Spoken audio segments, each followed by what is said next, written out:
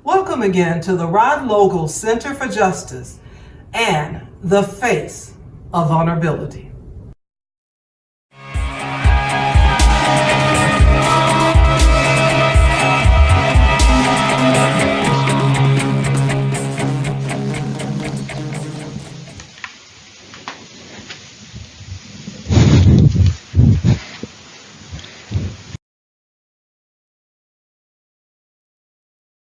Today, our guest is Britton Mosley Sr., author of Fabricating Evidence and Fabricating Evidence 2, a provocative book series that gives us an inside look at the too often dark world of Mississippi state prisons from the perspective of Mr. Mosley, a former Mississippi State correctional officer. What I'd like for you to do, if you don't mind, is just sort of take our audience through this story from the setup that you talk about in your first book, Fabricating Evidence, to the Mississippi Department of Corrections integrity meltdown that you describe in detail in your book, Fabricating Evidence 2.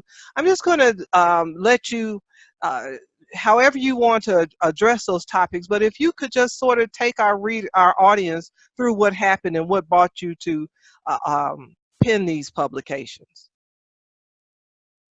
Greetings, Gina. How are you?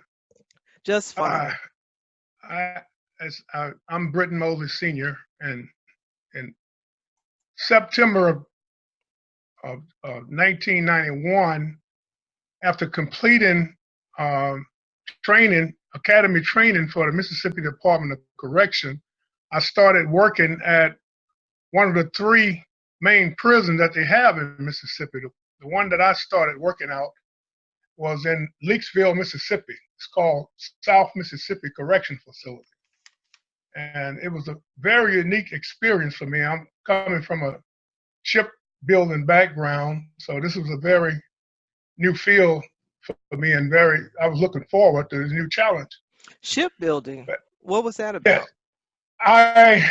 I was in ships management, where we built fast attack submarines and destroyers and cruisers in Pascagoula, Mississippi at Ingalls Shipbuilding Corporation. I was in the management team that actually coordinated production.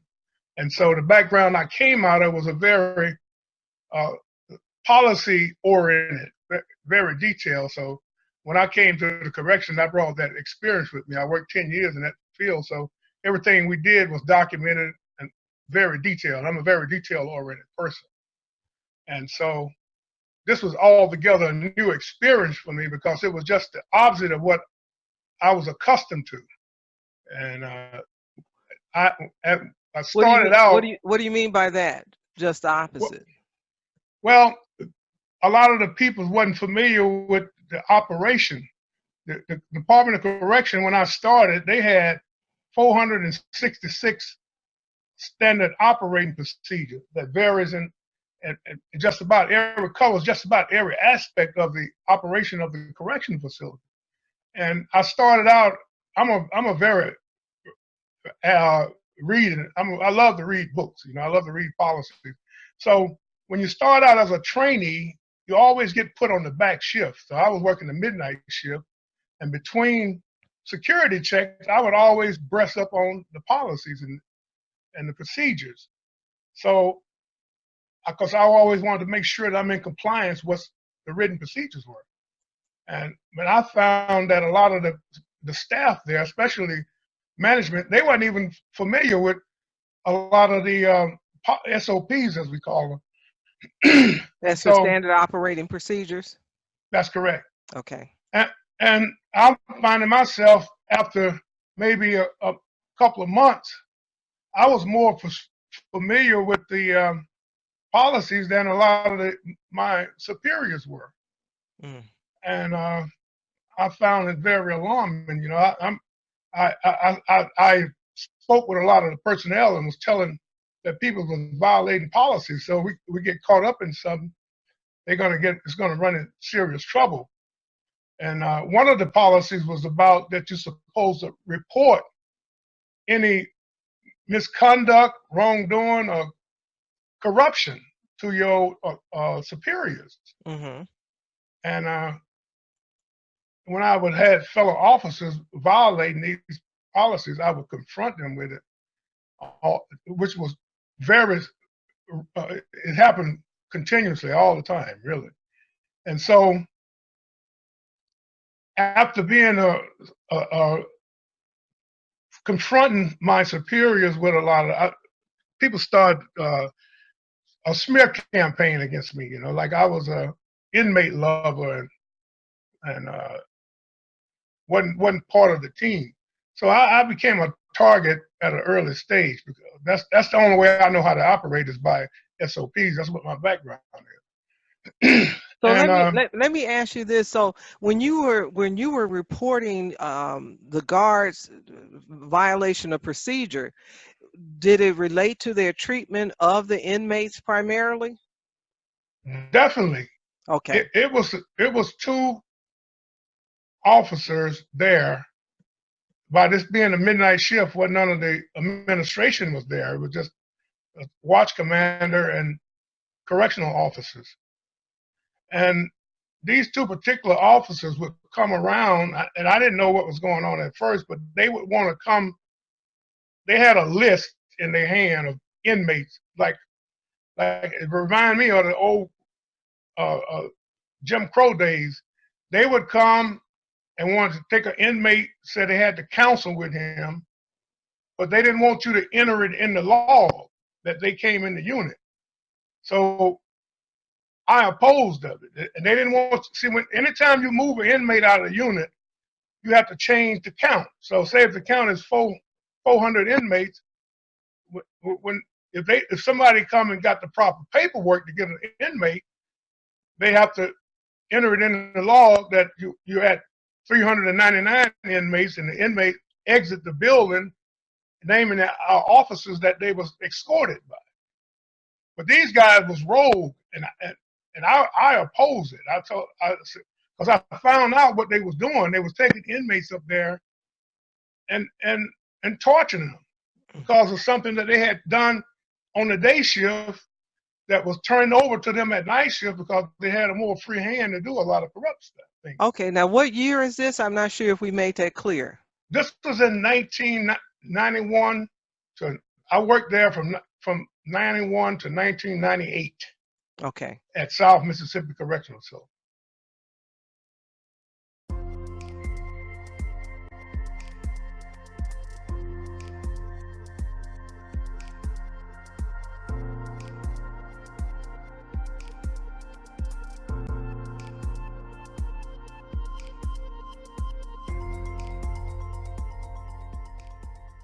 And the way it was structured, the inmates it was open bay. They wasn't locked up in cells, and so they interact with people all the time.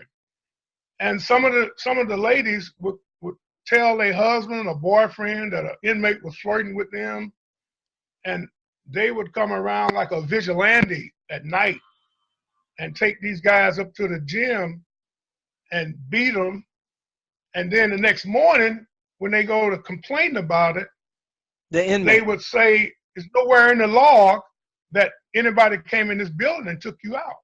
So when the inmate would try to complain about what happened, it'd be no record of them being removed. Right. Okay.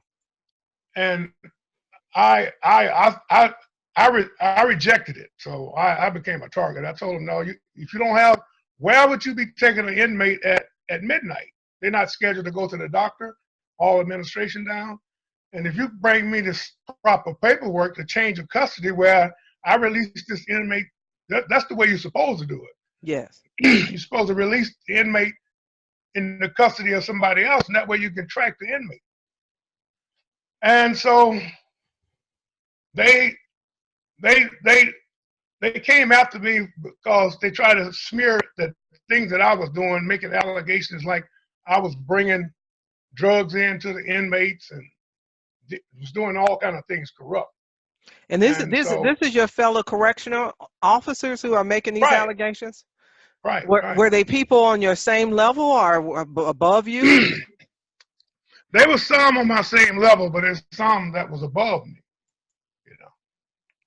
And so I became a target.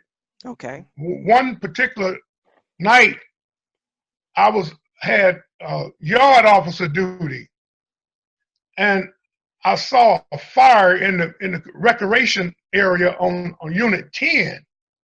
When I went over there to investigate it, there was an inmate out there standing in his boxers, had been beaten. He was terrified. It was a young inmate, maybe about 17 years old. And they had beaten this inmate, locked him out in the rec yard, and set his clothes on fire. He wasn't in the clothes. Now, they had stripped all the clothes off of him. And the inmate clothes was just there burning.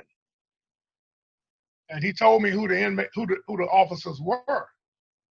And even though I complained, it never, nothing never happened, materialized from it. So who would you complain to? How would you go about complaining?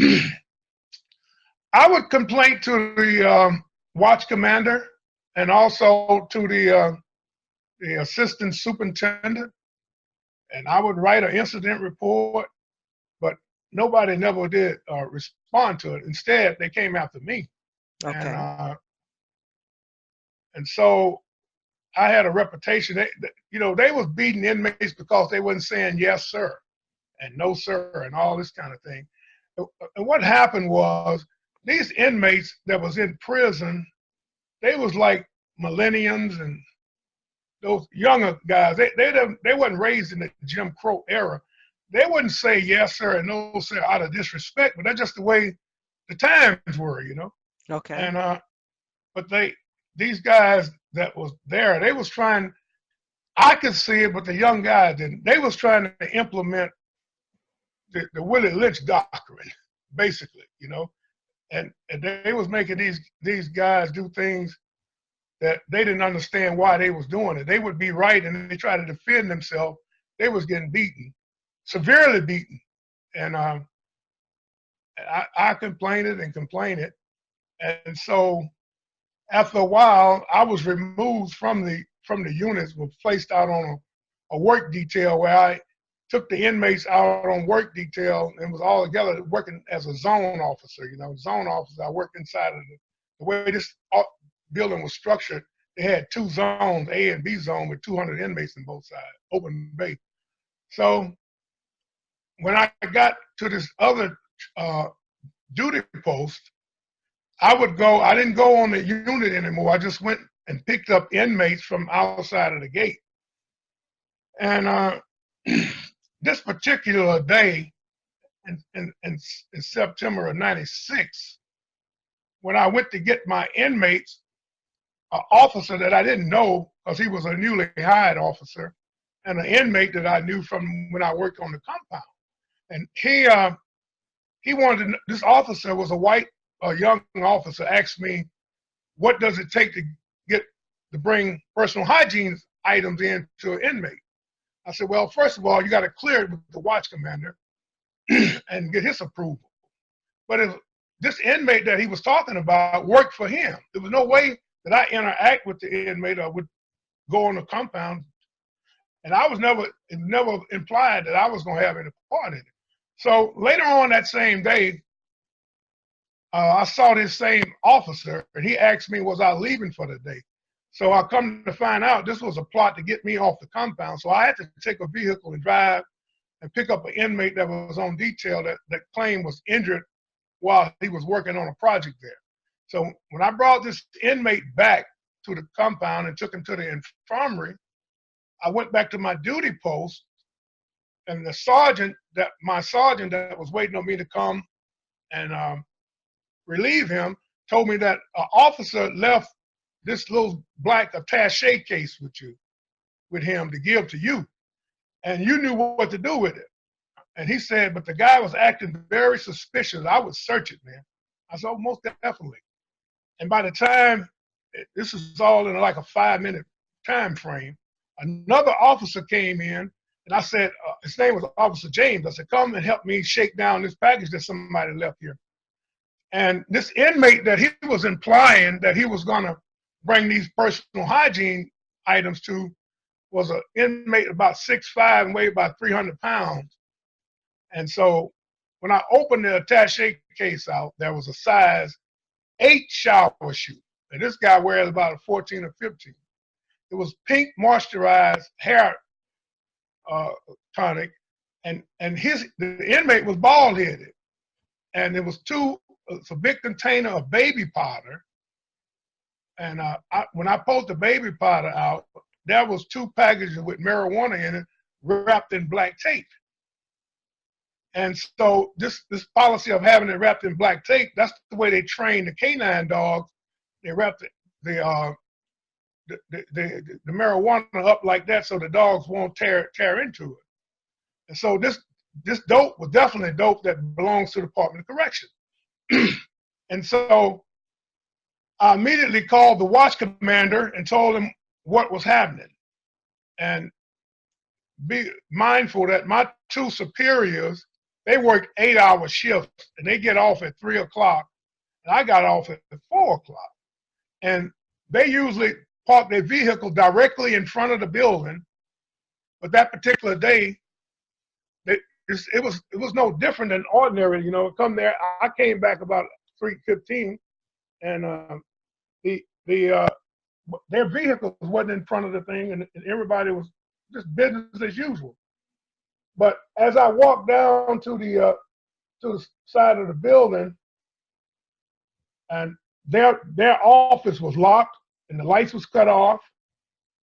But when I walked by, I could see like a door opening, and it was the bathroom door opening. Somebody was in there, and there was only one way out of that office. So I banged on the door, and I banged. I said, I told them I wasn't going anywhere. I know somebody in here. Come out. And inside of that office was Johnny Denmark, Sergeant Denmark, and Sergeant Victor Brewer. Those were my superiors. They was hiding out in that office, and they was going to come over and bust me with that marijuana in my possession to make it appear that I was smuggling marijuana into the prison. And so I got the watch commander. I wrote an incident report up, and the investigator, Malcolm McClendon, he came over and was doing the incident report, and this guy hand was shaking so bad that he couldn't even write up the report. And you got to be mindful, this was in 1990, in the 90s, and they was doing written report. They wasn't doing recordings and all that. And so everybody came over and they started the investigation, and I'm waiting thinking that they're doing a credible investigation. And after a couple months, an inmate came to me and told me that, Mr. Mosley, they sent me out here to plant dope on you. But I'm not gonna, I can't do it. You've always been like a father figure to me, and there's no way I could do it. And when he told me that who was all part of the conspiracy, it blew my mind. It was like the late superintendent of the compound, David Turner. It was investigator Malcolm McClendon. This was chief investigator. And he named numerous of people.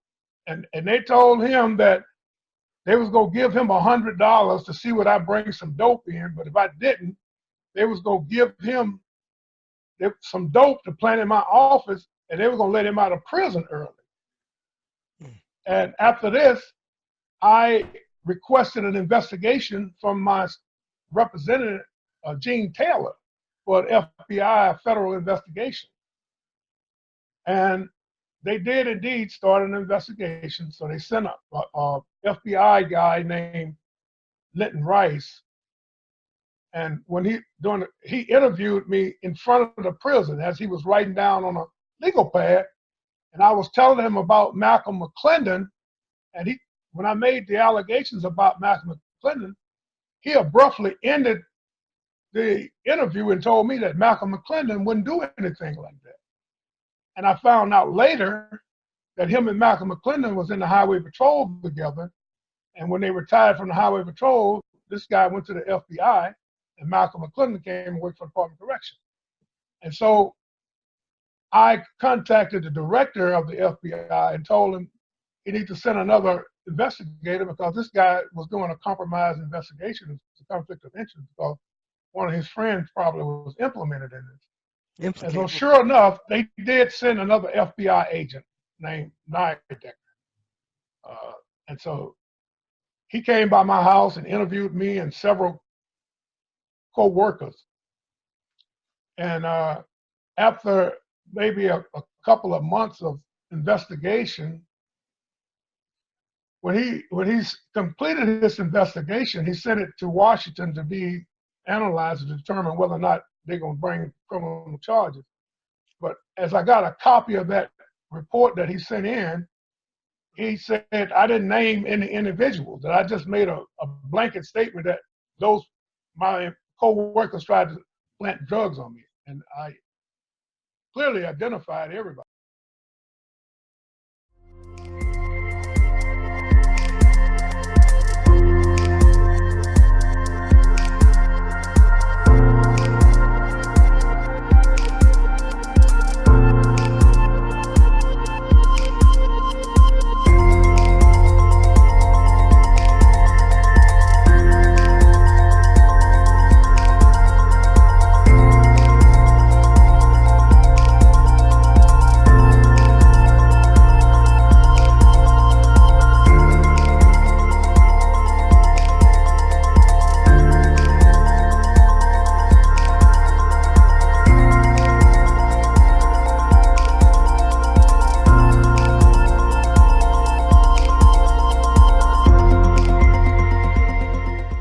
I'm writing a third book. I'm calling it the Slavery Part B.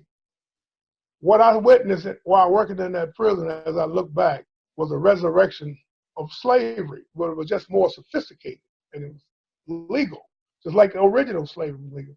Because in 1994, when they passed the crime bill, I noticed an accelerated effort to go after nonviolent drug offenders.